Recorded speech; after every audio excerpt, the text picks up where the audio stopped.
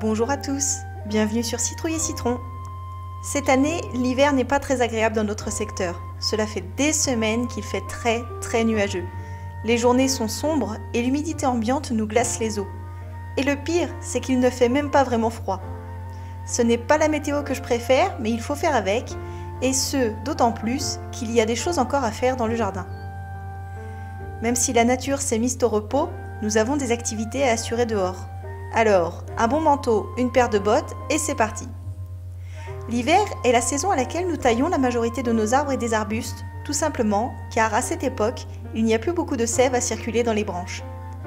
Pour les jeunes arbres, cette coupe permet de donner une belle silhouette et de diriger les futures branches dans les directions qui nous arrangent et qui ne nous encombrent pas sur les chemins.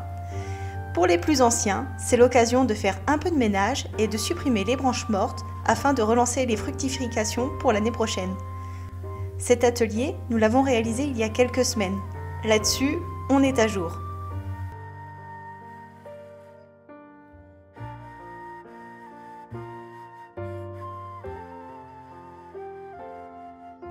Parmi les légumes qu'il reste dans le potager, il y a les choux de Bruxelles. C'était la première année qu'on en semait et franchement, c'est top. Ça pousse tout seul, comme la majorité des choux, et ils tiennent bien l'hiver. D'ailleurs, il paraît que les gelées les rendent encore plus savoureux. Ce qui est sympa également, c'est qu'on peut échelonner les récoltes sur le même pied, selon nos besoins.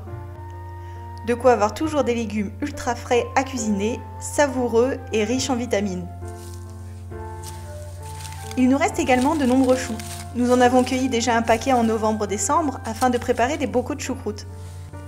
D'ailleurs, si la recette du chou lacto-fermenté vous intéresse, je vous mettrai le lien de la recette en question et de la vidéo qui en parle dans le descriptif.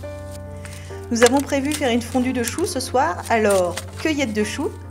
Et tant qu'à faire, nous allons en couper un peu plus pour relancer une nouvelle fournée de choucroute afin de ne pas tomber en pénurie.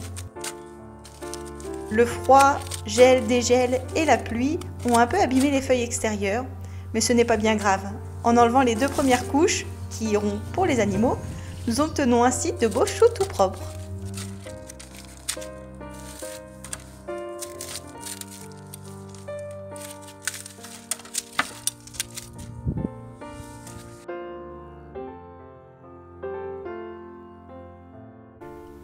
Le potager est au ralenti, mais il reste encore de la verdure.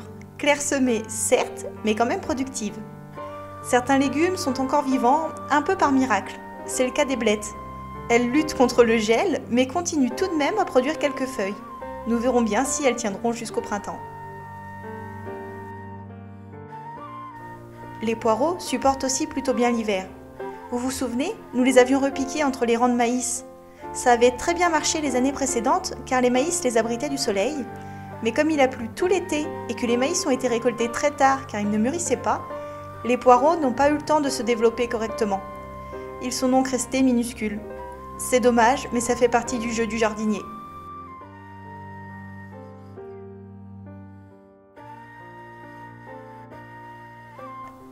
Enfin, les betteraves rouges, elles, sont en pleine forme. Généralement, elles passent la majorité de l'hiver dehors et nous les cueillons au fil de nos besoins. Trop facile.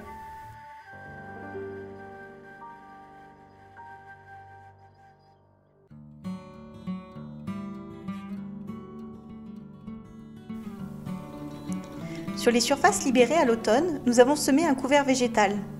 À quoi ça sert? À plein de choses. Avec les racines, il travaille le sol en profondeur pour donner une terre plus légère. En couvrant le sol, il évite le développement d'adventices, ou de mauvaises herbes si vous préférez. Et ensuite, une fois qu'on le retournera, il apportera de la matière organique pour nourrir le sol. Aujourd'hui, nous avions prévu de le retourner et d'apporter du fumier, toujours dans l'objectif de nourrir la terre pour les prochaines productions. Malheureusement, le sol est trop gelé. Impossible de bêcher, même le fumier est pris en masse. Ça sera pour une autre fois. Du coup, aujourd'hui, nous nous contenterons de récolter, ce qui n'est pas si mal après tout. C'est très agréable de cueillir et de ramasser des légumes alors que nous sommes en plein cœur de l'hiver. D'ailleurs, il y a un sujet qui m'a intéressée en lisant un livre dont je vous parlerai dans un prochain épisode d'Instant Lecture. Produire des légumes en plein hiver. Je compte creuser la question. Si nous pouvions avoir une plus grande diversité de production malgré le froid et sans serre, ça serait génial. Affaire à suivre sur ce sujet. Si vous avez des conseils pratiques ou des conseils lecture là-dessus, je suis preneuse. Une fois la quantité nécessaire cueillie, il faut alors tout éplucher et tout préparer pour pouvoir manger. Ça, mieux vaut le faire au chaud, à l'intérieur. Voilà pour notre atelier du jour. Nous n'avons pu faire qu'une partie des activités prévues, mais ce n'est pas grave. L'hiver n'est pas terminé. Et puis, n'oublions pas le plus important, l'hiver, c'est également la saison du repos du jardinier.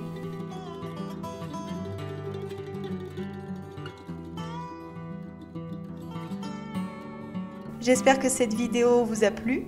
Si c'est le cas, pensez à la liker, à vous abonner à la chaîne et à cliquer sur la petite cloche pour ne pas louper la prochaine. À très bientôt sur Citrouille et Citron.